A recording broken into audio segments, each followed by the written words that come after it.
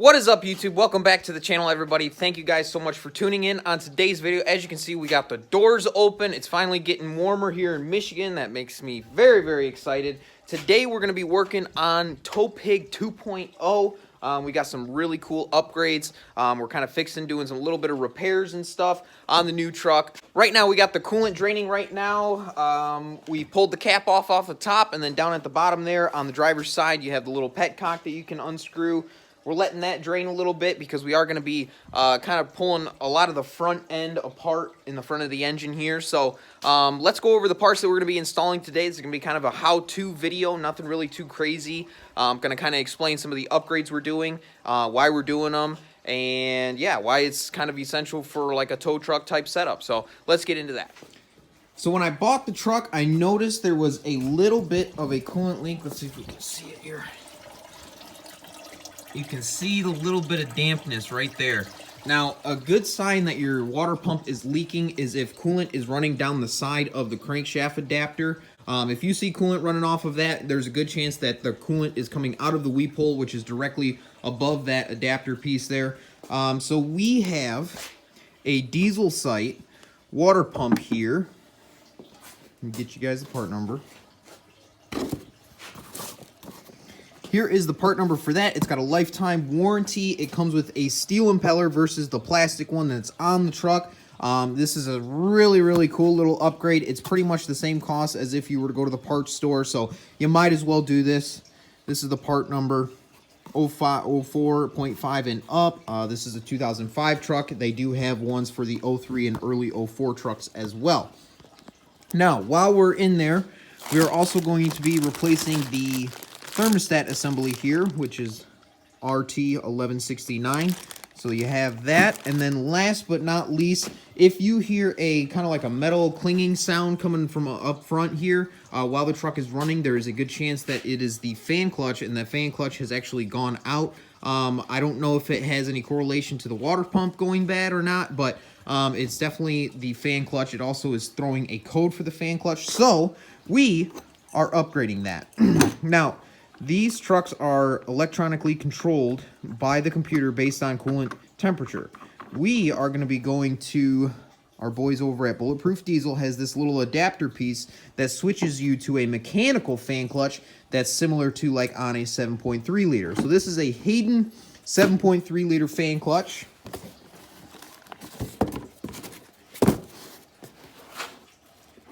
There's the part number for that.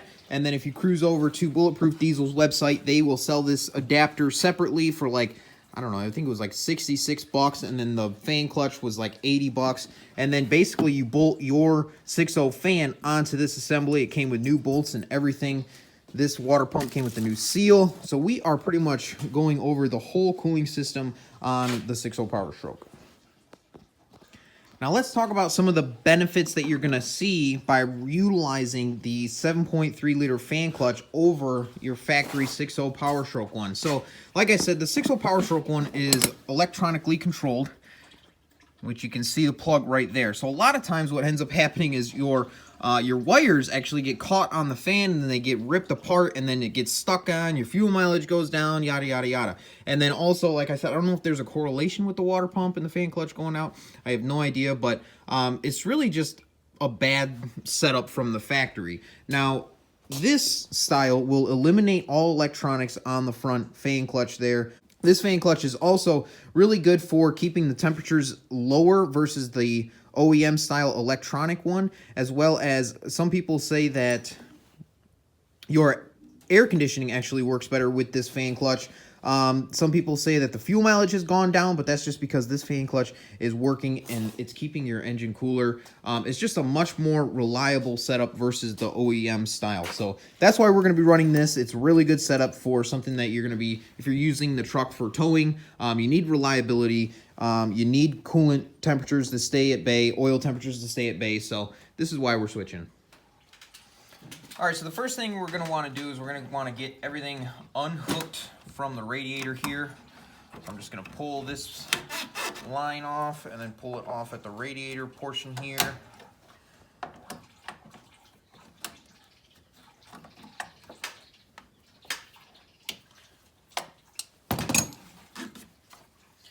get that out of the way. Go ahead and pop this off, 7mm.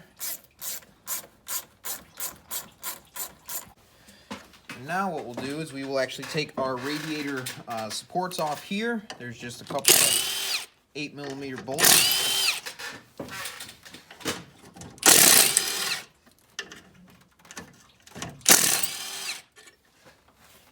Set those off to the side. And then we also have, so we are going to be pulling our fan off. There's 2 bolts on the front side here that hold this shroud piece on, so we're going to pop these out.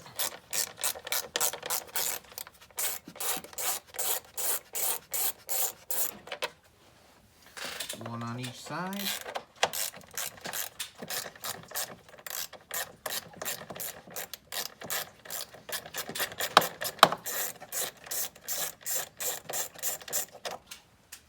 And once that's off, take these off. A lot of people think that you actually have to cut this shroud piece in half along the sides here in order to pull this up and out, but you actually don't. You can actually get enough room. You just get your electrical wire, kind of pop this up out from behind the radiator here. Just pop it up like that, and then you can pull back on the radiator. And then grab a hold of your shroud piece here. And before you know it, there it goes.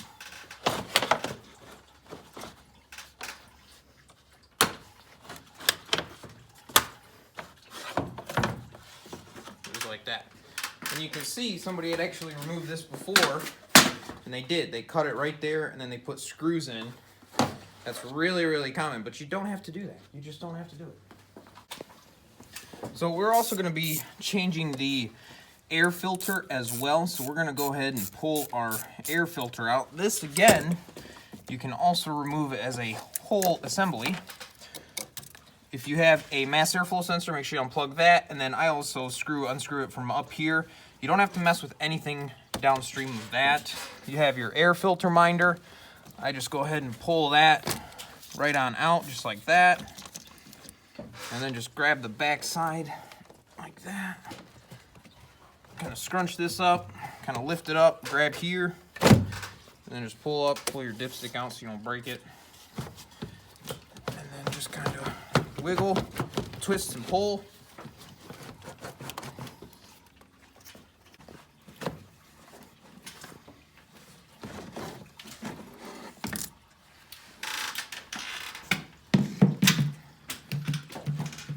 My truck had plow wires that come right through here, so it didn't quite come out, so I had to separate it.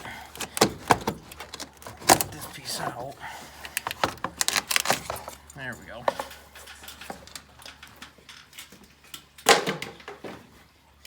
So now you can see we've pretty much opened everything up front here. At this point, just so that you're not flexing the crap out of your radiator here, I do like to put these back on.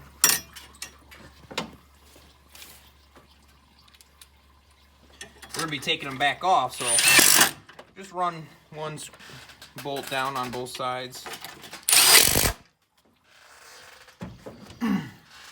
From here, we can go ahead and remove our plug.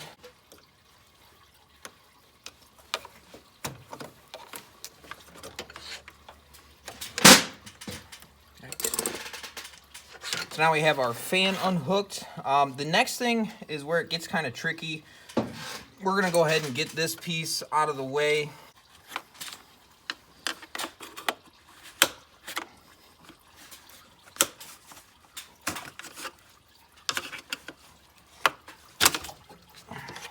Get that out of the way.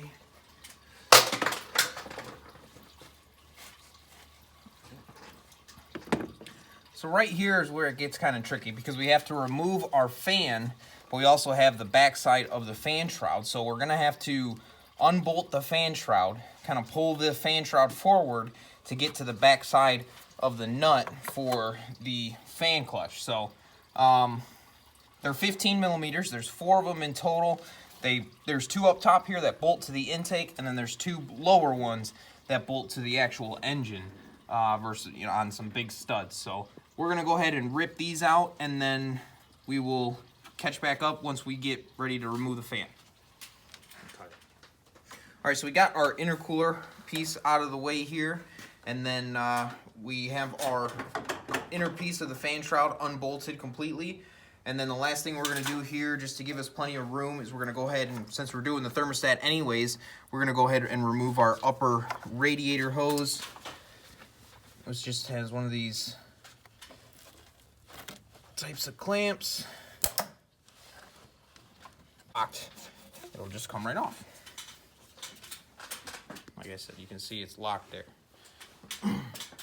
We'll probably get rid of this and go to a worm gear style. They're much better. I'd rather have something like this that I can tighten up if it does leak, where these are spring loaded, so they don't really work all that well. You can see it kind of deforms this piece here. We might even just go ahead and replace this upper radiator hose, actually. All right, so now that we have that out of the way, if you don't have a fan clutch removal tool, this is where things can get kind of tricky. That's the preferred method with an air hammer. It works really, really well. But if you're in this situation where you don't have something available like that, what you're gonna wanna do is have somebody take a screwdriver like that and then just pry down like that. And you're gonna wanna get your biggest adjustable wrench here. You're gonna go on this side. You're gonna grab onto the fan clutch nut here.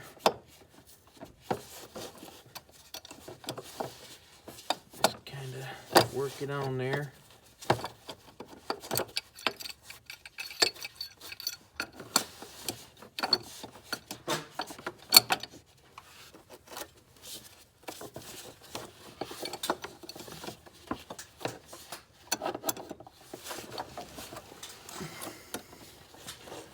Get it on there, get it tight. That way you can grab onto it like that. Now you're not going to be able to just break it loose like that. So what you're going to have to do is have somebody hold that down. And then what I do is I take my big sledge here and I go ahead and hit the end of this really, really hard a bunch of times until you feel that fan spin free. It's really tricky, but you just have to keep at it. You might want to get some WD-40 or breakaway lube or anything like that just to spray on there to help break it loose. I've also used heat in this situation as well, but ideally, like I said, you want to get an air hammer with a fan clutch removal tool, but this is kind of the outside way of doing it, but it works. You just gotta spend a little more time. Go ahead. All right, so we were able to actually break it off pretty easily. We used some Schaefer's Penetrone 90. I swear that stuff is a miracle worker. Sprayed it on there and then just 2 little hits.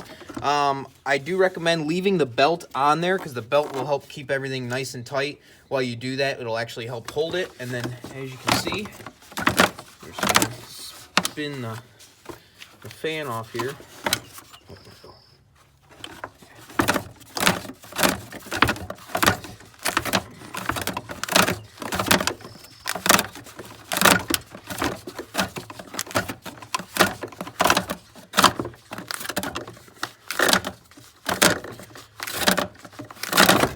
And just like that, there she is. She pops off, and then reach through the fan shroud piece like that, grab a hold of the fan, and then you'll just lift everything up out as an assembly.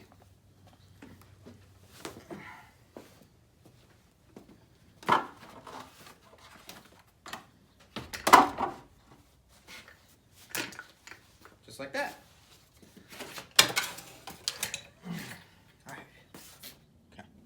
So once we're here, we have 4 10mm bolts that we're going to pop off. But you want to do this before you take the belt off because that's going to help hold that pulley. So you just get your gun down here, pop them off.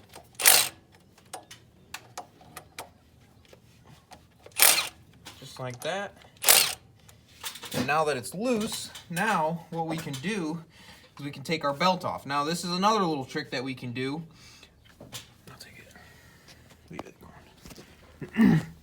if you look down here, there's this little tab right there. So what I'll have somebody do is, if you have another person, have them grab this belt and pull on it really hard, and then just reach down here, push up on that tab, and then the tab will grab the tensioner. It'll actually hold it in place so you can pull the pulley off.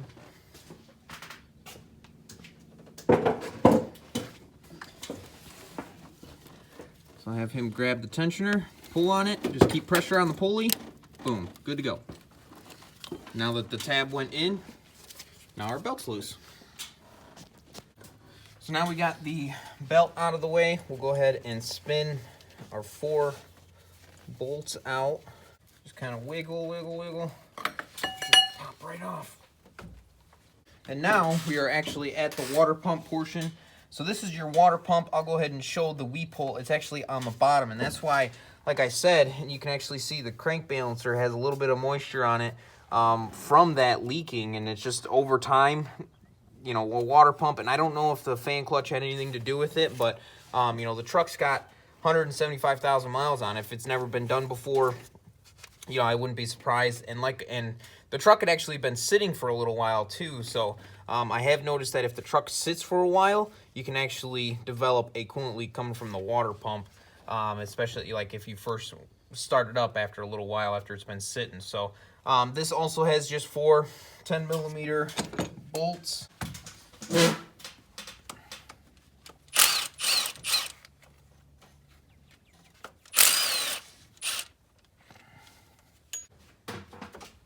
Just grab our rubber mallet.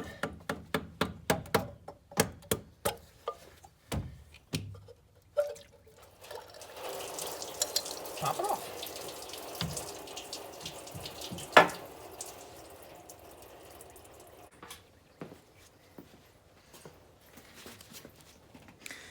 And so right here is the weep hole on the water pump. You can see it actually looks like we were getting coolant, like I said.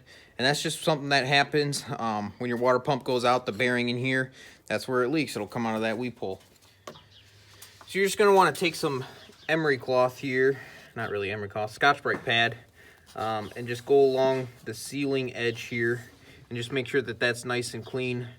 You don't have any residual anything on there. And then we'll go ahead and take our bolts that hold the water pump in there. We'll just give them a little bit of blue Loctite. We don't need these backing out. And then we have our new water pump assembly from Diesel Site. Like I said, it's got the steel impeller versus the plastic one that's on the OEM style.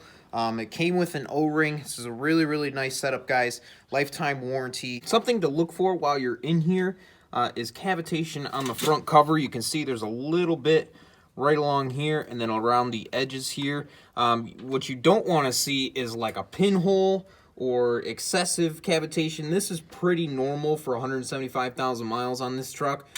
This is definitely still something to keep an eye on over time, but we might end up doing a coolant filter to help get some of the sand, because that's really what happens is the air bubbles and sand from the machining process of the engine will kind of build up, and then it just slowly cavitates. So something to keep an eye on and look out for whenever you're doing a water pump.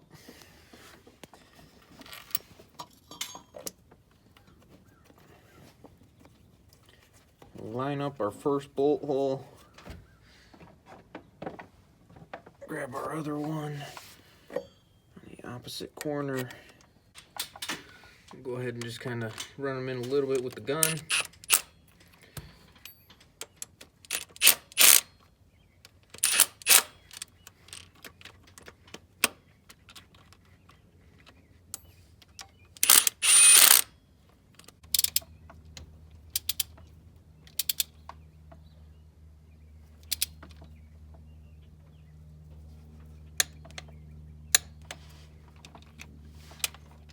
Kind of going a crisscross pattern since there's 4 of them.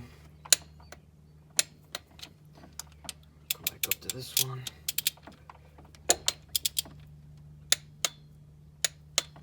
Just like that. And then last one.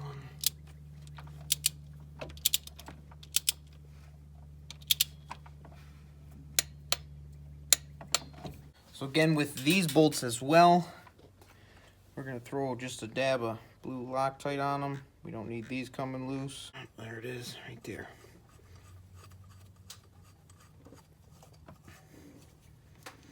Then once you get those in, we're gonna go ahead and throw our belt back on, because in order to tighten these, we're gonna have to make sure nothing moves. Go ahead and get this realigned.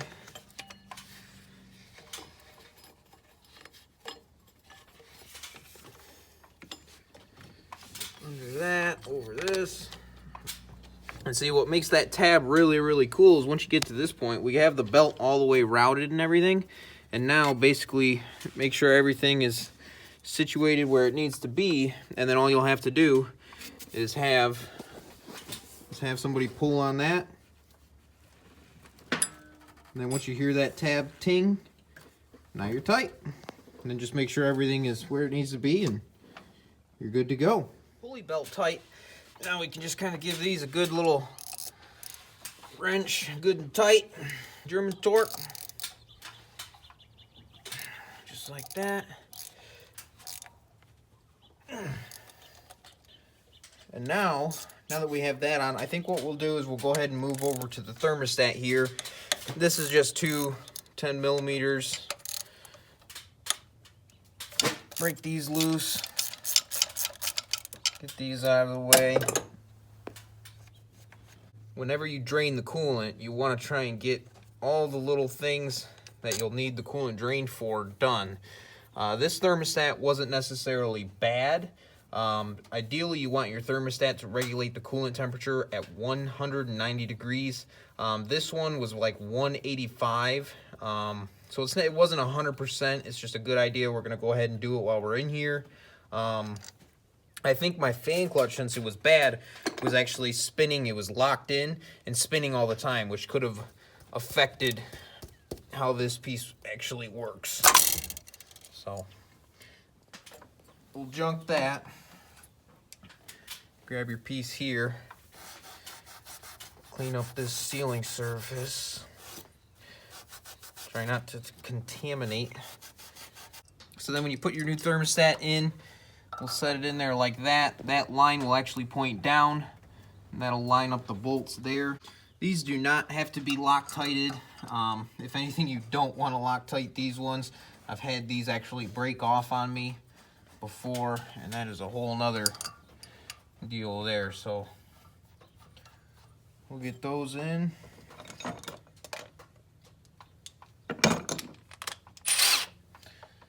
Spin these down.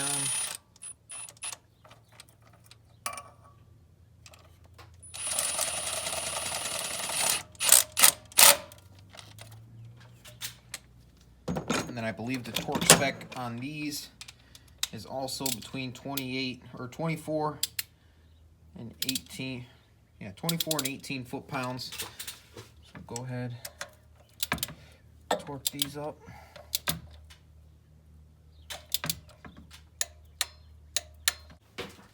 All right, so now we're actually going to get to the good part here. This is the 7.3 liter fan clutch conversion piece. Bulletproof Diesel sells this. You can hop over on their website. Like I said, it's like 66 bucks. And what this is actually going to do, we'll go ahead and get it threaded on here. That's going to spin onto your water pump piece, just like that. We'll take this. We want to make sure that this is nice and tight. Just give it a couple like that. And now we can actually convert our fan over to that mechanical style with this nice, beautiful piece here. And yeah, so we'll go ahead and swap our fan piece over to the new clutch, and then we'll go back together with this thing. All right, so we have our old fan assembly here. We're gonna go ahead and remove the fan clutch from it.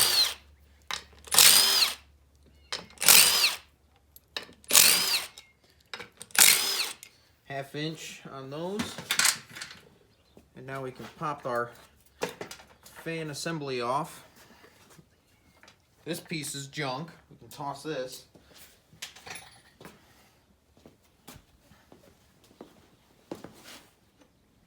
Now we'll grab our 7.3 mechanical fan clutch. As you can see, this middle piece here, that's what actually detects your coolant temperature. It detects it coming off of the radiator while you're going down the road, and that's how it knows when to engage.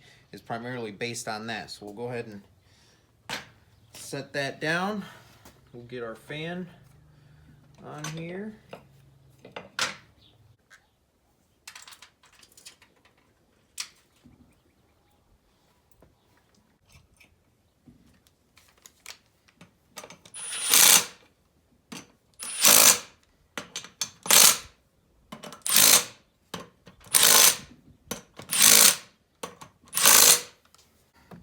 Lower this thing down in there. Get it around our new fan piece assembly. Intake. And there it goes. Sweet! Now, once you get to this point, what I like to do is I like to bolt up the inner fan shroud piece. Get that bolted up so that it's not going to get in the way of spinning on the fan. But yeah, we can go ahead and grab our 15 millimeter fan shroud bolts. Pick up our fan here. Can you see in there? Mm-hmm. Pick up our fan here. We're going to want to go the opposite way of the way that we took it off. We're going to want to get it kind of get a feel for it, get it splined on there, and then just slowly keep even pressure and spin it. And then, as you can see, we got it locked on. So now we'll spin it like this until it stops.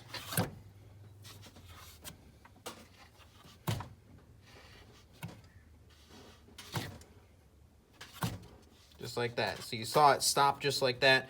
You don't really have to go any further than this. You know, if you want to, you can try and get something in there and actually snug that up, make sure that it is. But the idea behind this piece here is that it's going to be constantly tightening. So when I start this truck up, that jerking motion, one, is going to tighten that up, but then it's also going to keep it at a constant tightening rate. So as the engine spins over, it's going to want to constantly tighten this fan clutch up. So there's no way this piece can ever come off, but you do want to make sure that it's snug, because if it's not snug, then yes, it will slowly work its way loose and actually come off. But at this point, with it snug like this, it's not going anywhere, and we are on our way to almost being done.